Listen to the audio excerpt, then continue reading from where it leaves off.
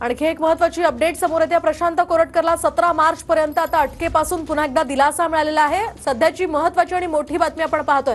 प्रशांत कोरटकरला आता 17 मार्च पर्यंत अटकेपासून दिलासा मिळालाय। इंद्रजित सावंत यांना धमकी दिल्या प्रकरणी आणि छत्रपती शिवाजी महाराज यांच्या संदर्भात अवमानजनक वक्तव्य केल्या प्रकरणी खरं तर प्रशांत कोरटकरवर अनेक गुन्हे दाखल करण्यात आलेले होते। त्या सगळ्या पार्श्वभूमीवर आता पुन्हा एकदा अटकेपासून कोरटकरला दिलासा मिळालेला आहे। 17 मार्च पर्यंत प्रशांत कोरटकरला अटकेपासून दिलासा मिळाला।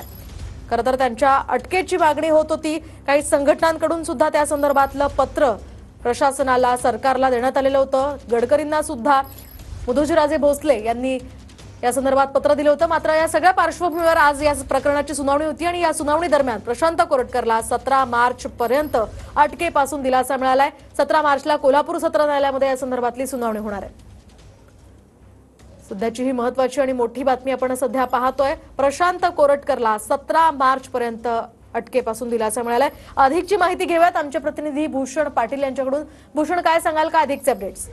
कोल्हापूर जिल्हा सत्र न्यायालयानं इंद्रजित सावंत धमकी प्रकरणी प्रशांत कोरटकरला 17 मार्च पर्यंत दिलासा दिलाय असं म्हणावं लागेल। कारण या सगळ्याचा काल या संदर्भात युक्तिवाद झालेला होता। आज कोणता युक्तिवाद झाला नसला तरी कोर्टानं आपलं मत नोंदवलेलं आहे आणि या सगळ्या प्रकरणी प्रशांत कोरटकरने स्वतः न्यायालयात हजर राहण्याची गरज नाही, तो व्हिडिओ कॉन्फरन्सिंगद्वारे या सगळ्या न्यायालयाच्या कामकाजामध्ये सहभागी होऊ शकतो, अशा पद्धतीचं मत देखील न्यायालयानं नोंदवलेलं आहे। त्यामुळे हा एक मोठा दिलासा म्हणावा लागेल आणि 17 तारखेपासून रेग्युलर सुनावणी या सगळ्या प्रकरणाची होईल असं देखील कोर्टानं स्पष्ट केलेलं आहे आणि त्यामुळे याबाबतचा अधिकृत आदेश किंवा अधिकृत जी माहिती आहे ती थोड्या वेळात कळेल। मात्र आता हाती आलेल्या माहितीनुसार 17 तारखेपर्यंत प्रशांत कोरटकरला दिलासा मिळेल। अगदी नक्कीच धन्यवाद भूषण, दिलेल्या सविस्तर माहितीसाठी। आपण पाहतोय 17 मार्चला कोल्हापूर सत्र न्यायालयामध्ये आता या संदर्भातली सुनावणी होणार आहे। कोरटकरला 17 मार्च पर्यंत हा दिलासा मिळालेला आहे।